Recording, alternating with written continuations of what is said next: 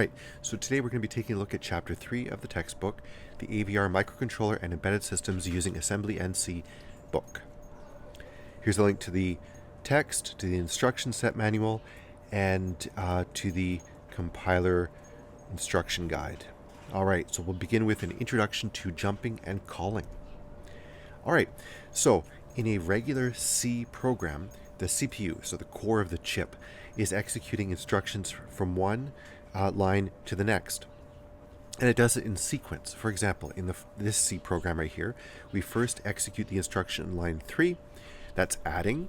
Then there's going to be an instruction on line 4 that's executed, that's a decrement. And then there's the instruction on line 5 that's implemented, that's another addition. So adding, decrementing, adding. All right. But sometimes we need the CPU, the chip, to execute an instruction other than the one that follows immediately afterwards. So this could happen if we're using conditional statements like an if or a switch case, or it could be when we're doing a loop like a for loop or a while loop, or it could be when we're calling a function that's defined in, say, a different file or something like that. All right, so here's the first example when we're not executing the next instruction, and this is because of a conditional statement. All right, so we have an assignment, then we have another assignment, then we have here's the condition, A, is it equal to 8 or not? And then we say, well, it's not, so we're going to go somewhere else, and we do that instead, like this.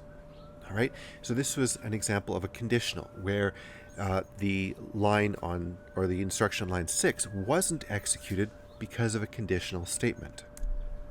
Here's another example. In this example, we're going to, we're going to have a declaration of some variables. Then we have a for loop. Okay, so let's take a look at what happens with the for loop right here. So here's the setup for the for loop right here. And as long as this is true, then C will be incremented by A. Okay, so that A starts with a value of 2. Then as long as it's less than 4, it will be incremented, etc. So there, oh, and then we're out. Now we go on to the next line. Here's the third example. So we have a call to a function that happens on line 5. And so the instruction on line 6 won't be immediately called right after line 5.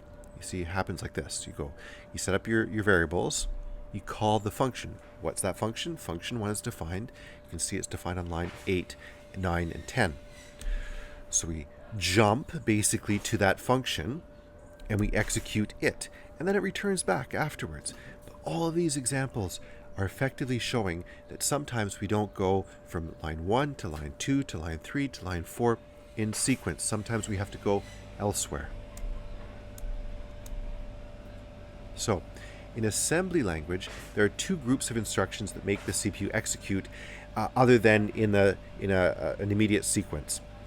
These are the jump, which is used for making loops and conditions, and the call, which is used for jumping to functions or going to functions. There's also branching, but we'll talk about that separately. All right, let's go to the next video.